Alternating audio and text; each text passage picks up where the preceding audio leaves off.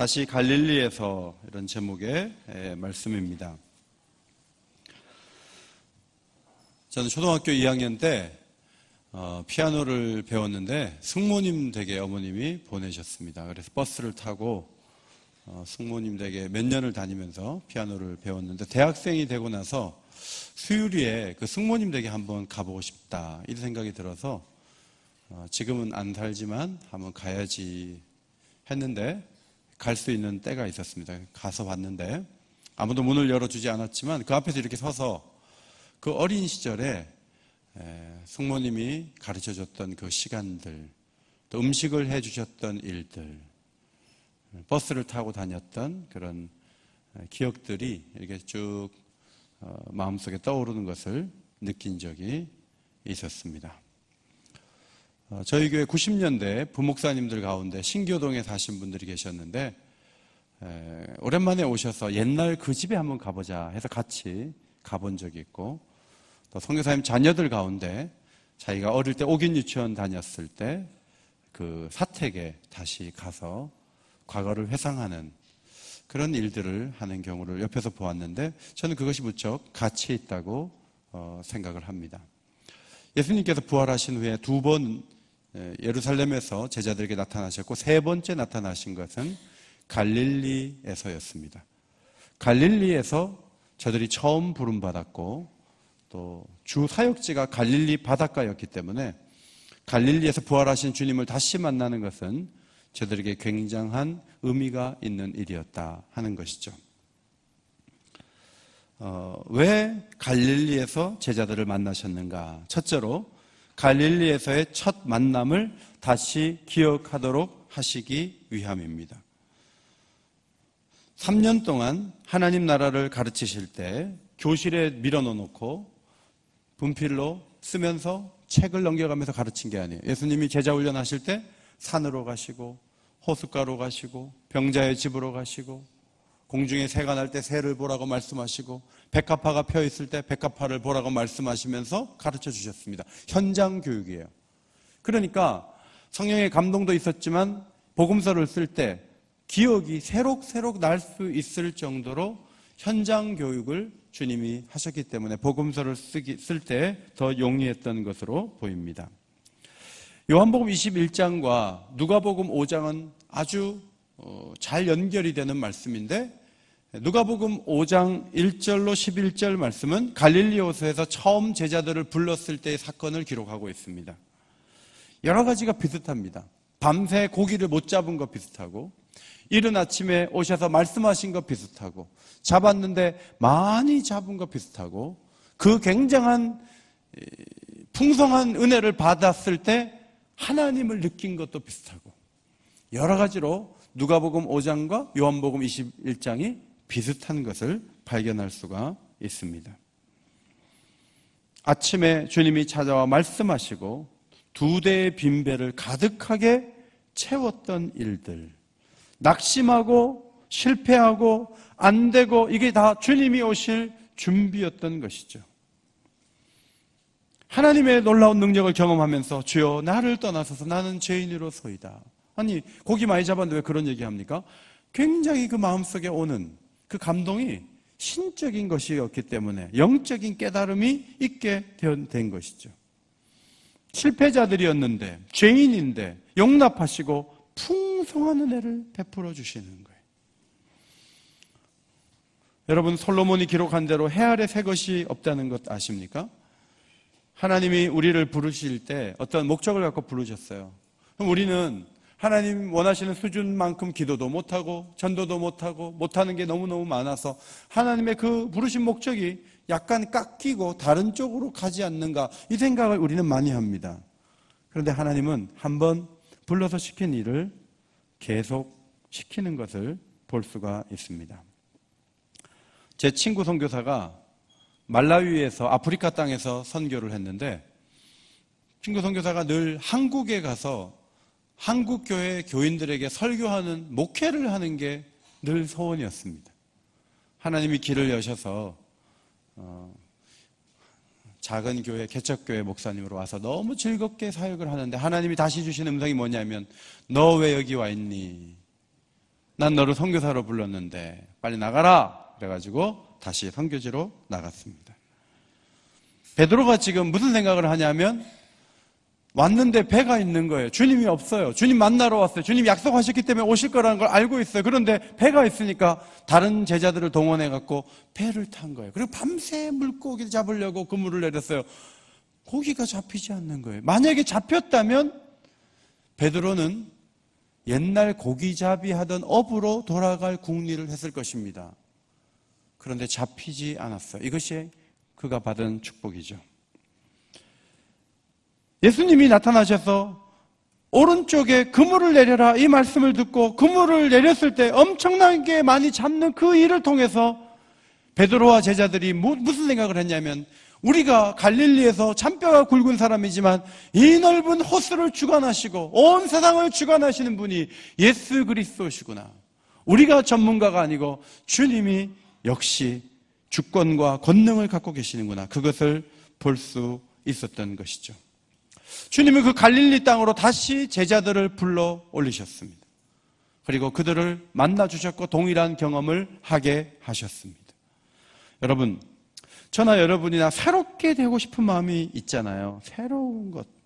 그래서 어떤 새로운 집회에 참석해보고 새로운 목사님의 설교도 들어보고 새로운 공간 안에서 새로운 시간을 가지면서 우리가 새롭게 될 것이라고 생각하는데 오늘 본문 말씀은 오히려 과거의 시간과 과거의 공간이 우리를 새롭게 할 수 있다는 것을 가르쳐주고 있습니다.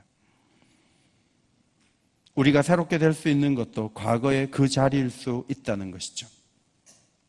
하나님께서 모세를 부르셨을 때 떨기나무 불꽃 가운데 호렙산에서 나타나셔서 말씀하셨습니다. 내가 그 백성을 보낸 후에 인도하여 낸 후에 너희가 이 산에서 하나님을 섬기리니 이것이 내가 너를 보낸 증거니라. 여러분, 출애굽한 다음에 백성들을 어디로 데리고 오냐면 그 떨기나무 불꽃 가운데 나타나셨던 그 호렙산 앞으로 데리고 오는 거예요. 이것이 바로 내가 너를 보낸 증거니라. 그리고 그 시내 산에서 말씀을 받은 다음에 성막을 완성합니다. 시내 광야에서.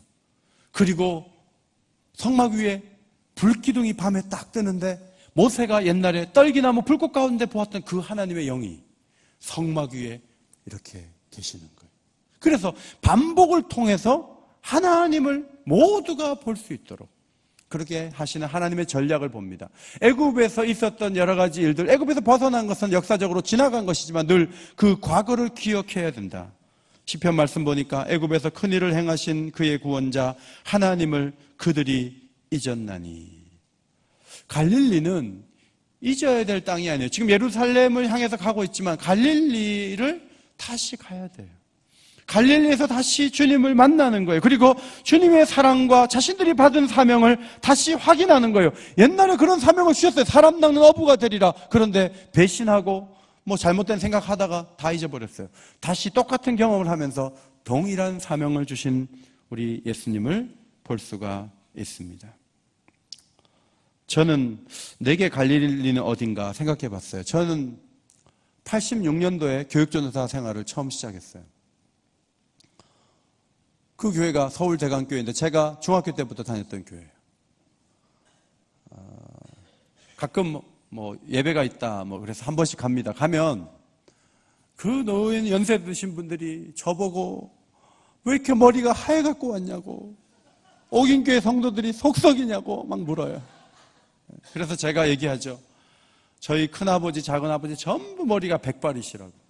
DNA가 유전자 때문에 그런 거지 옥인교회가 속썩여서 그런 게 아니라고 제가 얘기를 하죠. 그런데 제가 가면요, 그 어르신들이 너무 환대해 주시는데 대화를 하다 보면 그분들이 중학교 때 제 모습을 기억하고 있어요. 그리고 거기서 받은 은혜를 가만히 생각해 보면요, 과거에 돌아가서 순수한 그 부분에서 건질 것이 굉장히 많다는 것을 느끼게 됩니다. 여러분, 가끔 옥인 아파트가 서 있던 수송동 계곡을 가보십니까? 저는 거기에 살았던 우리 정차현 집사님이나 박영기 장로님이나 여러분들에게 말씀을 드리죠. 수송동 계곡 자주 가시냐고. 잘 안 가신다 그래요. 수송동 계곡에 거기 있을 때 예수 믿어가지고 거기서 새벽 기도를 계속 옥인교회를 나온 거예요.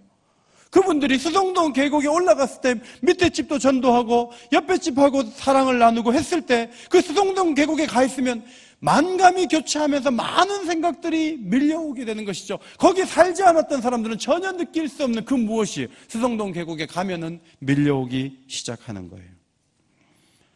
과거의 공간으로 꼭 가지 않는다 할지라도 여러분이 기도할 때 혹은 조용한 시간을 내어서 과거에 하나님께서 주셨던 은혜를, 어려웠던 은혜, 너무 컸던 은혜, 어려웠던 시간들 전부 다 적어보는 거예요.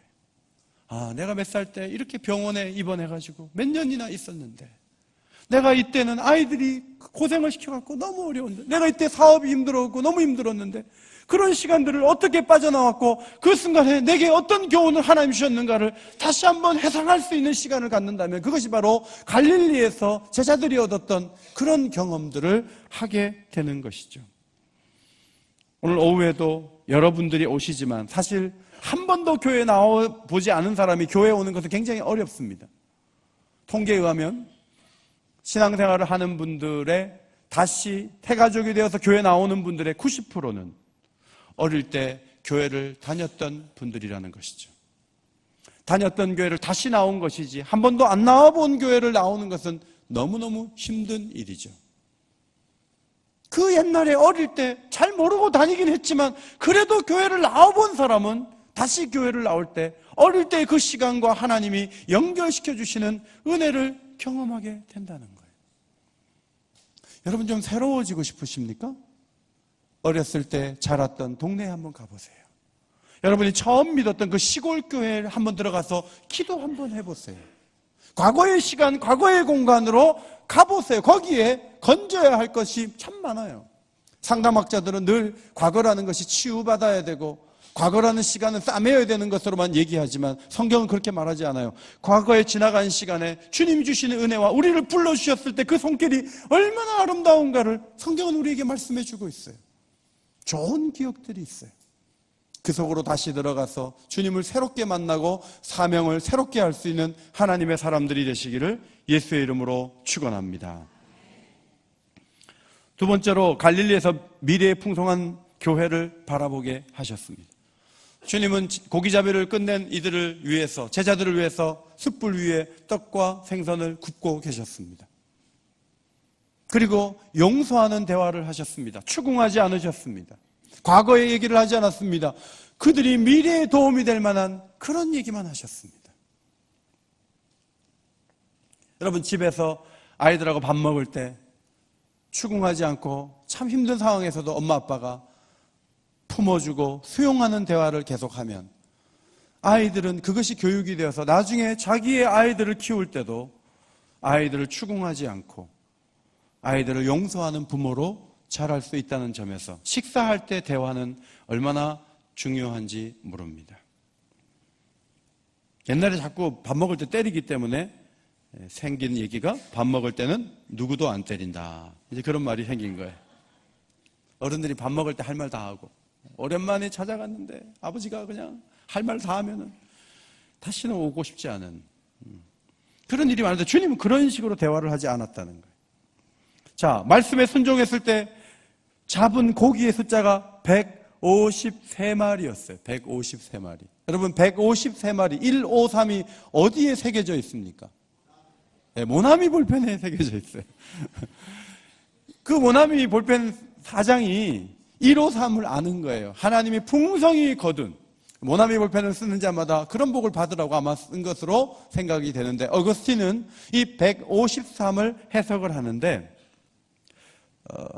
10은 계명을 말하고 7은 율법보다 7배나 강한 은혜를 말하는데 1부터 17까지 다 합하면 153이 나와요. 옥사님이 얘기하면 그런 줄 알지 또 그냥 진짜 그런가 152 아닌가 하고 막 이렇게 계산해 보신 분들, 제가 혹시 틀릴까봐 암산 잘하는 우리 아들한테 물어봤더니 3분 만에 계산해가지고 153 맞다 그랬어요. 집에 가서 한번 해보자. 153이에요. 그래서 어거스틴은 율법과 은혜로 말미암아 그리스도에게로 오기로 감동된 모든 사람을 이 물고기가 의미한다. 이렇게 해석했어요. 제롬이라는 신학자는 바다에 고기가 53종이 있는데 153마리가 잡혔다는 것은 모든 부류의 사람, 모든 종류의 사람들이 다 교회로 오게 될 것을 말한다. 이렇게 해석했어요. 일찍이 주님이 이 기적 앞에서 누가복음 5장에 네가 사람을 취하리라, 사람 낚는 어부가 되리라고 말씀하셨던 적이 있습니다. 고기를 넘치게 잡았어요. 그리고 베드로가 나중에 설교할 때 정말 많은 사람들이 예수 믿었어요. 사도행전 2장 41절, 세례를 받은 신도의 숫자가 3,000이나 더하더라. 사도행전 4장 4절, 말씀을 들은 사람 중에 믿는 자가 많으니 남자의 수가 약 몇 명이라? 5,000이라. 여러분, 남자만 8,000이면요 예루살렘 시민들이 다 주님 앞에 나왔다는 뜻이죠. 대부분이 다 예수를 믿게 됐다는 거예요. 그물에 엄청나게 걸려든 것과 교회의 부흥이 이렇게 연결이 되는 거죠.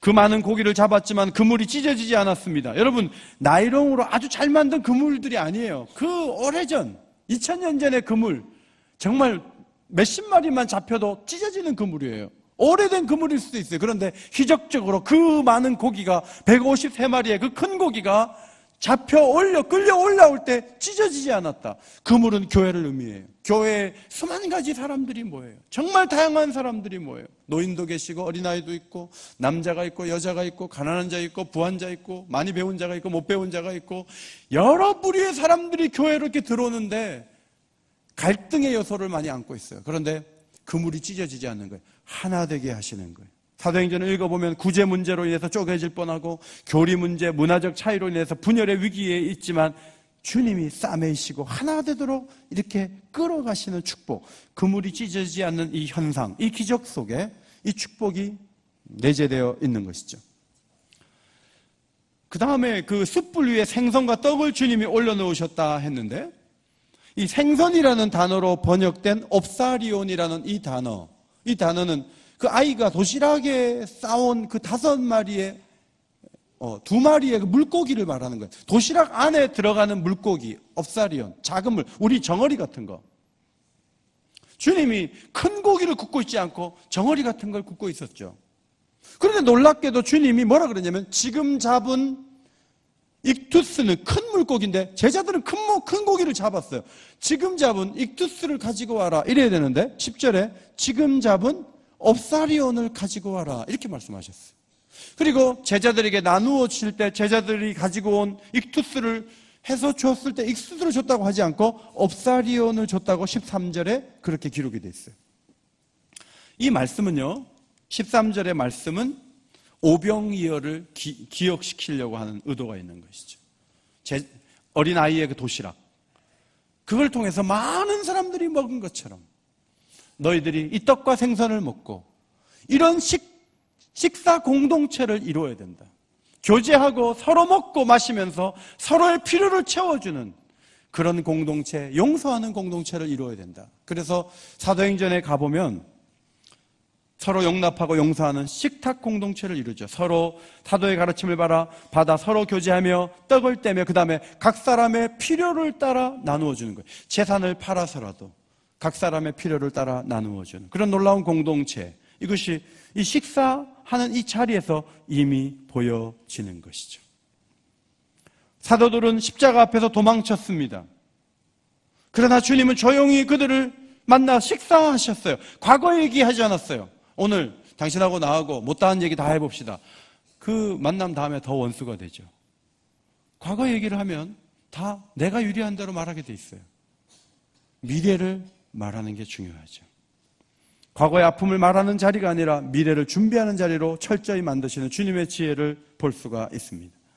예루살렘 교회에서 놀라운 목회를 할 때 사람들이 갈릴리 총것들이 와서 교회 지도자가 됐다고 손가락질했을 거예요. 그러나 그들은 갈릴리 사람이고 촌사람이었지만 하나님의 아들이신 예수님께서 훈련시킨 사람들이에요.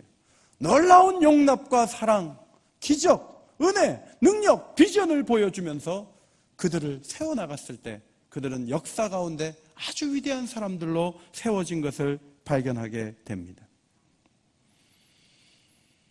예루살렘에서 교회를 이루었을 때 몇만 명이 모이는 큰 교회를 세웠습니다. 얼마나 도시 목회가 힘들었을까 생각해 볼 수 있지만 이 사도들은 갈릴리와 이 예루살렘의 차이 때문에 힘든 것이 아니라 늘 그들의 마음속에 새 예루살렘, 새 하늘과 새 땅을 바라보고 하나님이 이루실 세계에 대한 미래를 자꾸 그려보고, 이것이 이들이 가졌던 놀라운 시각이에요.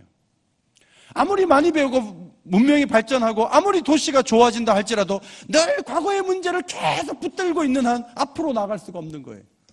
예수님은 옛날 얘기하지 않았어요.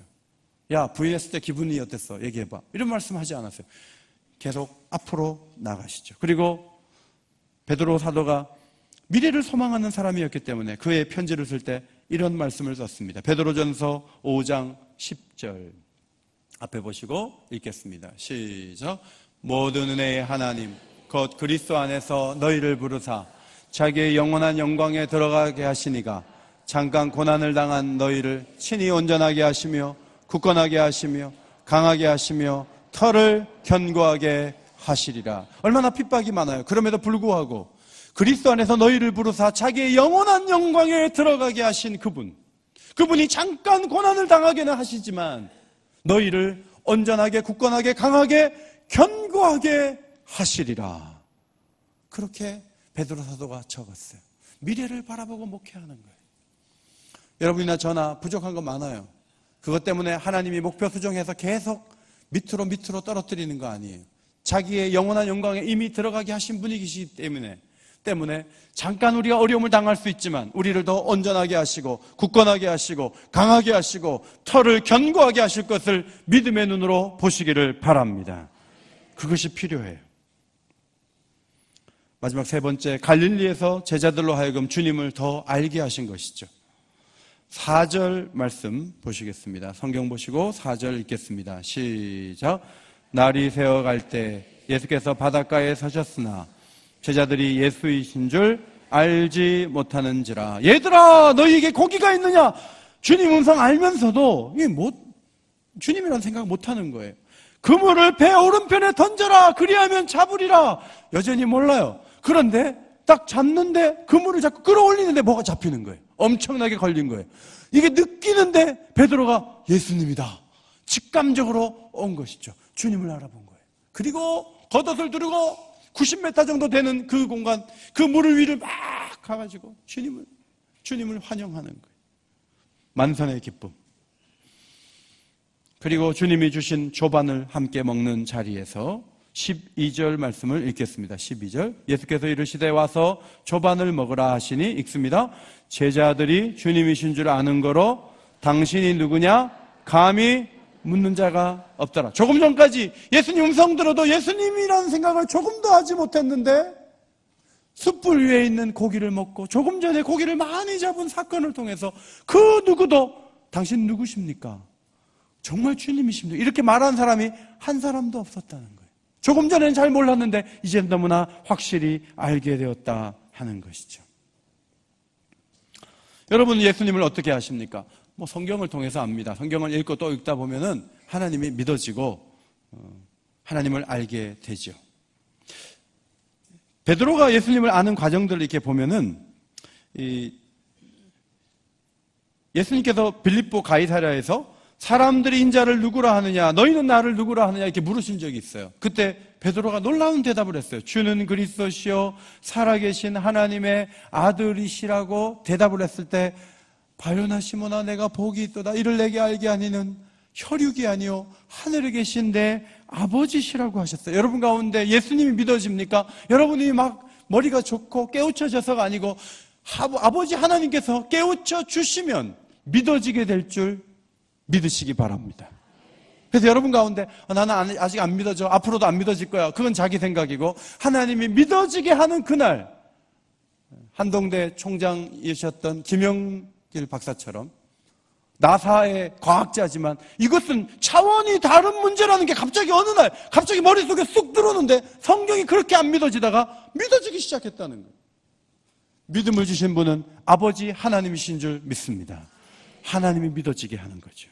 자, 그러면 이 중요한 믿음을 가졌으면 거기서 베드로는 이제 신임받는 제자로만 살아야 돼요. 그런데 주님이 곧 이어서 무슨 말씀을 하시는가 하면 인자가 예루살렘에 가면 고난을 받고 3일 만에 죽어서 부활하게 될 것이다. 3일 만에 부활하게 될 것이다. 이런 얘기를 했는데 부활자는 안 들리고 고난받고 죽는다는 글자가 너무 크게 보이는 거죠. 그래서 주여 그리 마옵소서, 이 일이 결코 주께 미치지 아니하리이다 하고 손사래를 치면서 막는 거예요. 그런데 이번에 주님이 똑같은 갈릴리에서 그물을 내리라 말씀하시고 똑같은 기적이 경험되었을 때 그 말씀하신 주님은 지금까지 알아왔던 주님과 동일한 분이지만 더 위상이 높은 부활하신 예수님이었어요. 이제는 무슨 의심의 얘기를 하기가 곤란한 그런 주님이, 다시 살아나신 주님이 앞에 있는 것이죠. 성도 여러분, 그리스도를 알아갈 때 우리가 보편적으로 성경을 읽습니다. 지금 천독 도전에서 성경을 많이 읽으시고 매주 성경을 읽는 분들이 꽤 많이 읽었다고 말씀해 주셔서 감사합니다. 우리는 성경을 통해서 예수가 믿어지고 예수를 가까이 하고 구체적인 지식을 갖습니다. 베드로후서 1장 16절에 우리 주 예수 그리스도의 능력과 강림하심을 너희에게 알게 한 것이 교묘히 만든 이야기를 따른 것이 아니요 우리는 그의 크신 위엄을 친히 본 자라. 사도들이 직접 본 것을 기록했고 그 기록한 그것을 받을 때 직접 경험하지 않았더라 할지라도 그 기록을 보았을 때 그것과 동일한, 기자가 박 대통령이 아프리카 갔을 때 거기 옆에서 그걸 보고 기사를 썼을 때 우리 가만히 앉아서 그냥 기사를 보지만 박 대통령이 움직인 동선을 파악하고 그가 말한 것을 파악하는데 조금 더 부족하지 않죠. 직접 아프리카를 동행하지 않았다 할지라도 이곳에서 그 기사를 보면서 대통령의 동선을 다 파악하고 대화를 파악하고 여러 가지 열매들을 정리해서 파악하는 것, 동일한 효과를 갖는 것처럼 사도들의 경험을 적은 이 말씀이 동일한, 이 교묘한 이야기가 아니다. 친히 본 것을 적은 것이다 라고 고백을 합니다. 베드로는 많은 경험 가운데 변화산에 올라갔던 경험, 그것을 17절에서 적습니다. 이는 내 사랑하는 아들이요 내 기뻐하는 자라. 주님의 몸이 확 변하면서 하늘에서 음성이 들렸어요. 이는 내 사랑하는 아들이요 내 기뻐하는 자라. 너희는 저의 말을 들으라. 그럴 때 그가, 예수님께서 하나님 아버지께 존귀와 영광을 받으시는 그 모습을 자기가 두 눈으로 봤다는 거죠. 그러면서 19절 말씀에 베드로가 아주 중요한 한 가지를 적었습니다. 자, 앞에 보시고 같이 읽겠습니다. 시작. 또 우리에게는 더 확실한 예언이 있어 어두운 데를 비추는 등불과 같으니 날이 새어 샛별이 너희 마음에 떠오르기까지 너희가 이것을 주의하는 것이 옳으니라. 우리에게는 더 확실한 예언이 있다. 말씀이 있다. 성경이 있다. 성경이 어두운 데를 비추는 등불과 같다. 우리의 경험도 있지만 더 중요한 이 말씀을 통해서 하나님을 더 잘 알 수 있다는 것이죠. 베드로의 인생을 볼 때 그리스도를 알아가는 그 단계들이 있는데 그 단계들 가운데 성경만 있는 게 아니었다는 거죠. 우리가 똑같은 환상을 볼 수 있는가, 그와 같은 사도와 같은 일을 할 수 있는가 했을 때는 사도만이 갖고 있는 특징이 있기는 하지만 하나님을 알아가는 과정은 굉장히 풍성하다는 것입니다. 누가복음 5장의 그 기적의 그물을 통해서, 고기를 잡는 사건을 통해서 주여 나를 떠나소서 나는 죄인입니다. 마태복음 16장 주님과의 대화를 통해서 갑자기 마음속에 주는 그리스도시요 살아계신 하나님의 아들이십니다라고 자기도 모르게 얘기가 나오는 거예요. 하나님이 그렇게 하시는 거예요. 거기서 끝나지 않아요. 오늘 21장에, 요한복음 21장에 이 기적의 그물과 기적의 식사를 통해서 주님을 다시 봅니다. 부활하신 주님을 또다시 만납니다. 사도행전 2장에 기도할 때 성령이 오셔서 불의 혀같이 갈라지는 놀라운 현상과 함께 거기에 있는 사람들이 방언이 터져서 하나님의 영으로 충만해서 어디를 가나 복음을 담대히 전하는 사람으로 그렇게 변화시켜 주시는 거죠. 사도행전 10장에 기도 시간에 환상을 봤습니다. 보자기가 내려오는 환상을 봤습니다. 잡아먹으라. 못 먹을 것이 가득한데 율법이 금하는 건데 못 먹겠습니다. 3번 잡아먹으라. 하나님이 정하다 한 것을 네가 세상적인 것, 더럽다고 할 수 없다. 하나님이 크게 하신 것을 네가 더럽다고 할 수 없다. 잡아먹으라. 그리고 나서 이방인 집에 가서 복음을 전하는데 거기 있는 사람들이 다 성령을 받는 거예요.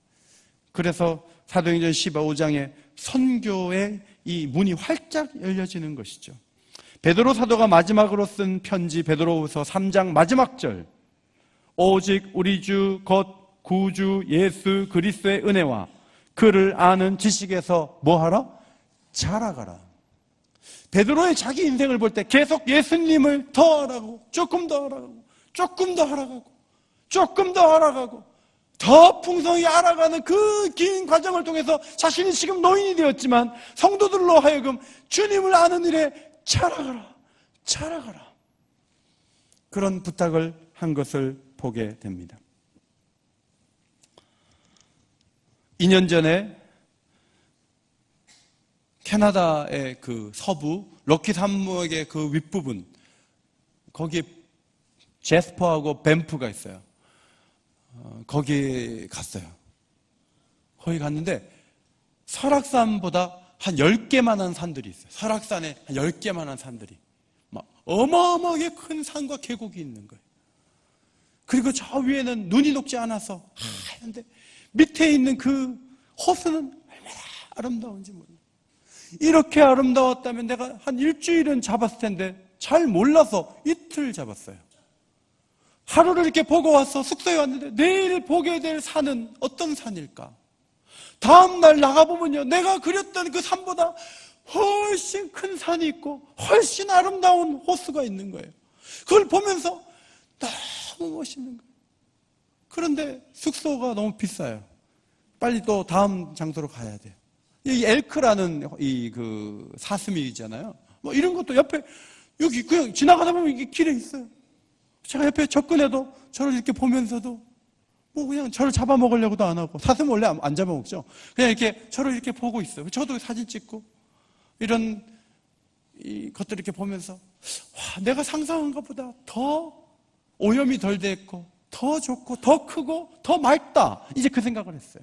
여러분, 이 산과 이 바다와 이 동물들과 이 모든 것들을 만드신 분이 하나님이신 줄 믿습니다. 그러면 하나님은 얼마나 크신 분, 여러분 아는 것처럼 온 우주를 볼 때 지구는 좁쌀 하나만 한 거예요. 그 속에서 우리는 막 비행기 타고 10시간씩 가고 15시간씩 가고 그렇게 하잖아요. 그런데 그 지구를 만드신 하나님이 온 우주를 만드시고 사람을 만드셨어요. 그 하나님은 얼마나 대단하고 얼마나 큰 분이에요. 제자들은 갈릴리에서 처음 예수님 만났는데 나중에 보니까 막 안디옥으로, 로마로, 온 세계로 막 복음이 전달되는데 거기에서 놀라운 소식들이 오고 교회가 세워지고 사람들이 회개하고 귀족들이 주님 앞에 나오고 왕들이 주님 앞에 나오는 일들을 사도들이 들으면서 감격하는 거예요. 우리가 만난, 갈릴리에서 만난 하나님이 그렇게 대단하신 하나님의 아들이었던가 깨닫게 되는 거예요. 와, 하나님이 크신 분이구나. 성도 여러분, 여러분 가운데는 하나님을 이미 몇 년 전에 다 끝내신 분들이 계신 것 같아요. 신앙생활이 지루해요. 새로움이 없어요. 그냥 주일날 같은 행위를 반복할 뿐 내 마음에 하나님이 찾아오시고 하나님을 또 만나는 감격이 식어지는 것만큼 불행한 일은 없는 거예요. 앞으로 하나님이 여러분을 어떻게 만나 주실지 기대하시기를 바랍니다. 크신 하나님, 온 우주를 만드신 하나님, 죄인을 용납하셔서 사도로 세우시고 교회를 세워주신 그 하나님, 그 하나님이 교회를 세우신 우리의 하나님이신 줄 믿습니다. 그 하나님을 다 아는 것처럼 하면 안 돼요. 겸손히 그분 앞에 무릎을 꿇고 그분을 아침마다 새롭게 만날 때 그 사람은 새로운 피조물로서 새로운 날을, 새날을 살게 되는 것이죠. 이 놀라우신 그 주님께서 갈릴리로 다시 와라, 갈릴리에서 음식을 먹이시고 교회가 어떠한 것을 마음에 새기시면서 용서하시고 사명을 주신 것을 기억하고 여러분의 갈릴리로 다시 나아가고 주님 주신 사명을 붙잡게 되시기를 예수님의 이름으로 축원합니다. 하나님, 실패한 어부들을 다시 주께서 갈릴리 호수 가운데로 불러주셨습니다. 그곳에서 새로운 감격과 사명을 또 보게 하심으로 지나간 과거가 다 없어진 과거가 아니라 그때 주셨던 사명이 오늘도 이어진다는 사실을 제자들에게 가르쳐 주셨습니다. 하나님 아버지, 저희들이 예수님을 알게 된 지가 오래되었는데 주님이 늘 기대가 되고 주님이 우리를 이끄시는 것을 소망하면서 새로운 하루하루를 살아갈 수 있도록 저희들의 삶 가운데도 놀라운 일을 허락하여 주옵소서. 주님을 더욱 사랑하고 주님을 더욱 찬양할 수 있도록 우리를 이끌어 주시기를 간구하오며 예수님의 이름으로 기도하옵나이다. 아멘.